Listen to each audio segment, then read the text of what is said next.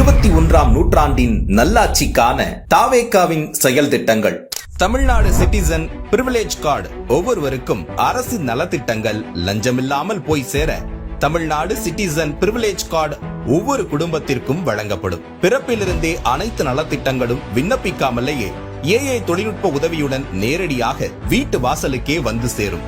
தமிழ்நாடு சேவை உரிமை சட்டம் ரைட் டு சர்வீஸ் ஆக்ட் நமது அரசு அமைந்த 6 மாதங்களுக்குள் தமிழ்நாடு சேவை உரிமை சட்டம் நிறைவேற்றப்பட்டு வெற்றி தமிழ்நாடு சூப்பர் ஆப் உருவாக்கப்படும். ஓட்டுநர் உரிமம், குடும்ப அட்டை, புகார் தாக்கல் என அனைத்தும் மொபைலிலேயே கிடைக்கும். சேவையில் தாமதம் ஏற்பட்டால் சம்பந்தப்பட்ட அதிகாரி மீது நடவடிக்கை எடுக்கப்படும்.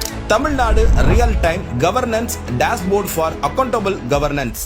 தமிழ்நாடு அரசின் பட்ஜெட் வெறும் ஆவணமாக மட்டுமே இல்லாமல் திட்டங்களுக்கான நிதி ஒதுக்கீடுகள் இனி வெளிப்படையாக்கப்படும். Citizens as partners in governance. பொதுமக்கள் வெறும் வாக்காளர்களாக மட்டுமின்றி அரசின் பங்காளர்களாக மாற்றப்படுவர். இதற்காக உருவாக்கப்படும் மை வெற்றி தமிழ்நாடு .in என்ற இணையதளம் மூலம் பொதுமக்கள் மாநிலத்தின் வளர்ச்சிக்கான யோசனைகளை முன்வைக்கலாம், கொள்கை முன்மொழிவுகளுக்கு வாக்களிக்கலாம், அரசு சேவைகளை மதிப்பிடலாம், நிதிநிலை அறிக்கை செலவினங்களை கண்காணிக்கலாம்.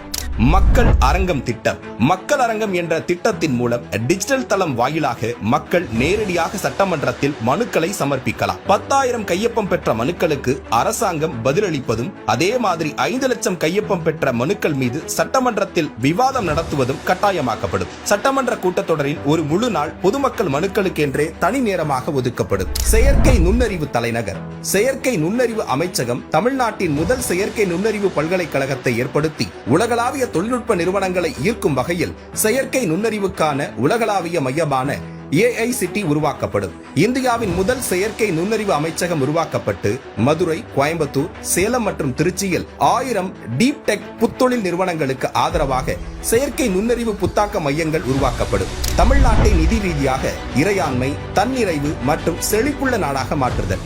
அதிகரித்து வரும் கடன் சுமையை குறைத்து மக்களிடமிருந்து வரியாக ₹1 கூட கூடுதலாக பெறாமல் அதிக வருவாய் ஈட்டி முறையாகவும் குறைவாகவும் செலவிட்டு முற்றிலும் புதிய வருவாய் வரும் வழிகளை உருவாக்கி நிதி தன்னிறைவு பெற்ற மாநிலமாக தமிழ்நாடு மாற்றப்படும்.